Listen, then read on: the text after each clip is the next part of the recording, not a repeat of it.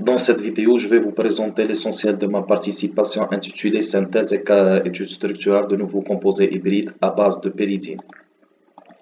Les composés organiques et inorganiques hybrides sont des systèmes dans lesquels coexistent des substances organiques et inorganiques. Une classification des matériaux hybrides en deux grands groupes est proposée. Les hybrides de classe 1 correspondent à un système dans lequel les composants organiques et inorganiques interagissent via des liaisons faibles.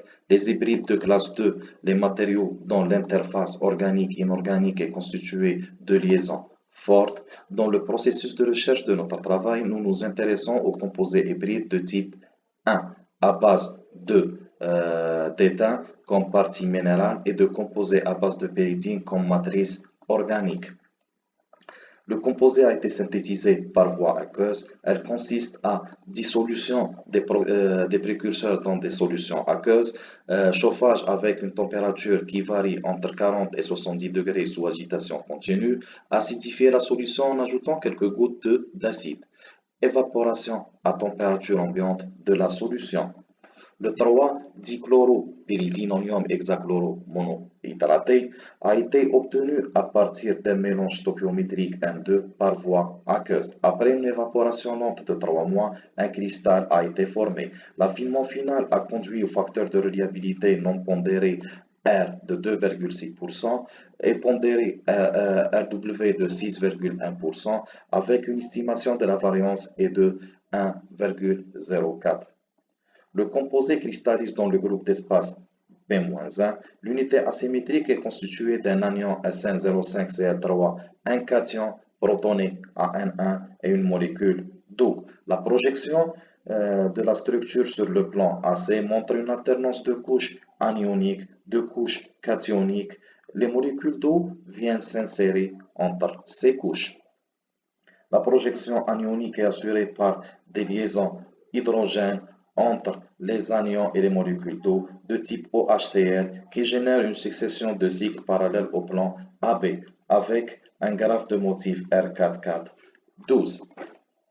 La cohésion cationique est assurée par les interactions pp. La première interaction est entre les deux cations de la même maille. La deuxième interaction est entre les cations de deux mailles adjacentes. Ces interactions sont renforcées par des interactions YXCG.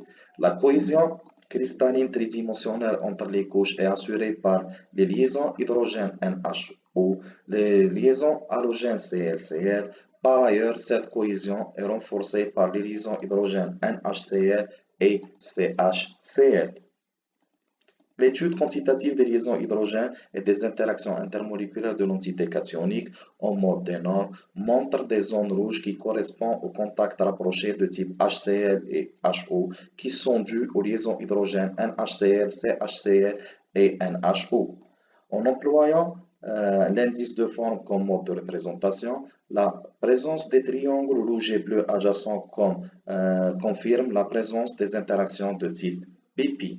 L'étude quantitative des interactions intermoléculaires impliquant les entités cationiques anioniques dans le cristal montre la partie organique est assurée par 44,4% de liaisons hydrogène, 16,9% halogène.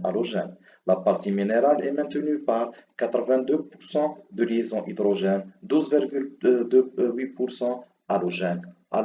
Merci pour votre attention.